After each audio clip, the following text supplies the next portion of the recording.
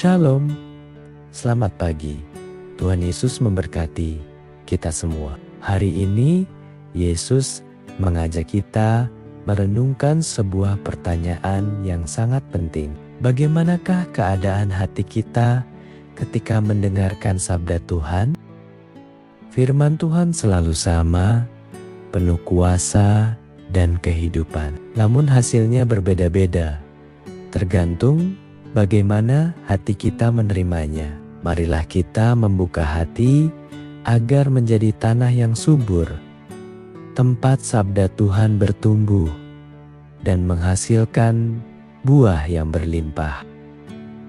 Bacaan Injil Matius 13, 1-23. Ada seorang penabur keluar untuk menabur. Inilah Injil suci menurut Matius. Dimuliakanlah Tuhan. Pada suatu hari, Yesus keluar dari rumah dan duduk di tepi danau. Maka datanglah orang banyak berbondong-bondong, lalu mengerumuni dia. Sehingga Yesus naik ke perahu dan duduk di situ. Sedangkan orang banyak, semuanya berdiri di pantai. Yesus mengajarkan banyak hal kepada mereka. Dengan memakai perumpamaan-perumpamaan, ia berkata, ada seorang penabur keluar untuk menabur. Pada waktu ia menabur, sebagian benih itu jatuh di pinggir jalan. Lalu datanglah burung-burung dan memakannya sampai habis. Sebagian jatuh di tanah yang berbatu-batu, yang tidak banyak tanahnya. Lalu benih itu pun segera tumbuh karena tanahnya tipis. Tetapi sesudah matahari terbit, layulah tumbuhan itu dan menjadi kering karena tidak berakar. Sebagian lagi jatuh di tengah semak duri. Lalu makin besarlah semak itu dan menghimpitnya sampai mati. Dan sebagian jatuh di tanah yang baik lalu berbuah. Ada yang 100 ganda, ada yang 60 ganda, ada yang 30 ganda. Barang siapa bertelinga untuk mendengar, hendaklah ia mendengarkan. Maka datanglah murid-muridnya dan bertanya kepadanya, mengapa engkau mengajar mereka dalam perumpamaan? Jawab Yesus, kamu diberi karunia mengetahui rahasia kerajaan surga, tetapi orang-orang lain tidak, karena barang siapa mempunyai akan diberi lagi sampai ia berkelimpahan. Tetapi barang siapa tidak mempunyai, maka apapun yang ada padanya akan diambil juga. Itulah sebabnya aku mengajar mereka dengan perumpamaan, karena sekalipun melihat, mereka tidak tahu, dan sekalipun mendengar, mereka tidak menangkap dan tidak mengerti. Maka pada mereka genaplah nubuat Yesaya yang berbunyi, kamu akan mendengar dan mendengar lagi, namun tidak mengerti. Kamu akan melihat dan melihat lagi, namun tidak menanggap. Sebab hati bangsa ini telah menebal, telinganya berat untuk mendengar, dan matanya melekat tertutup, agar jangan mereka melihat dengan matanya, dan mendengar dengan telinganya, dan mengerti dengan hatinya, lalu berbalik, sehingga kusembuhkan. Akan tetapi, berbahagialah kamu karena melihat, dan berbahagialah telingamu karena mendengar, sebab aku berkata kepadamu, sesungguhnya banyak nabi dan orang benar ingin melihat apa yang kamu lihat, tetapi tidak melihatnya, dan ingin mendengar apa yang kamu dengar, tetapi tidak mendengarnya.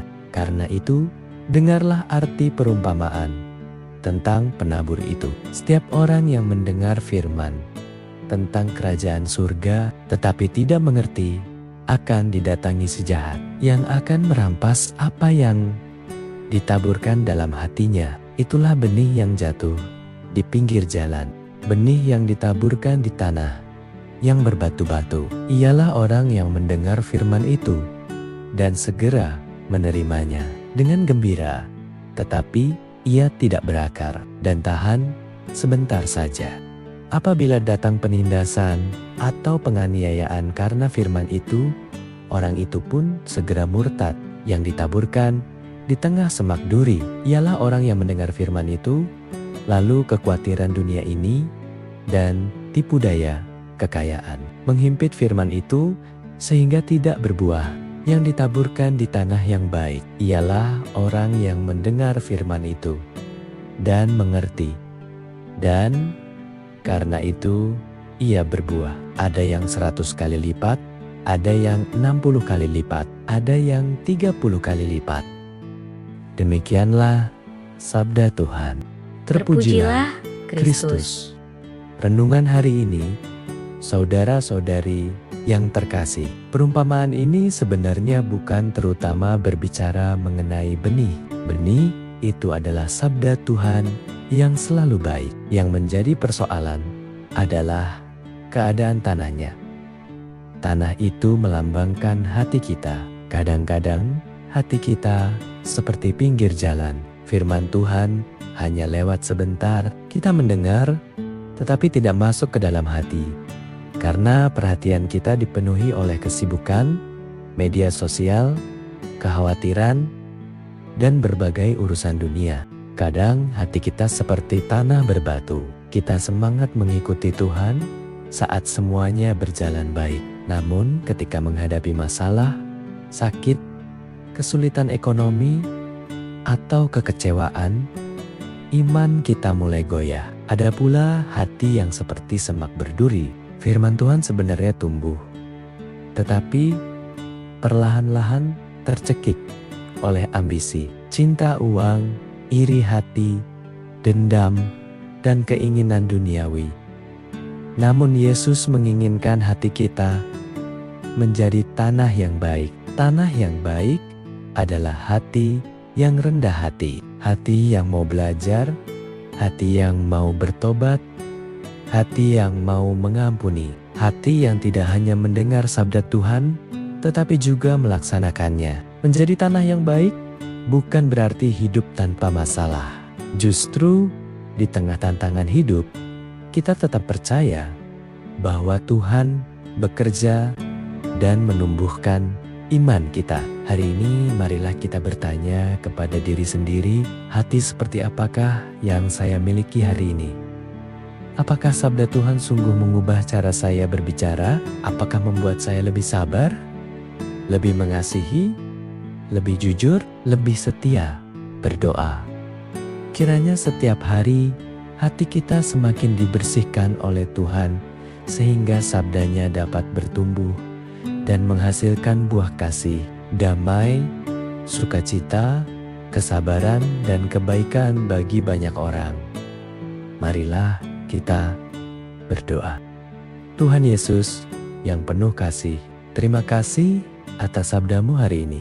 Seringkali hati kami keras, mudah teralihkan, bahkan dipenuhi kekhawatiran, sehingga firman-Mu tidak bertumbuh dengan baik. Bersihkanlah hati kami, lembutkanlah hati kami.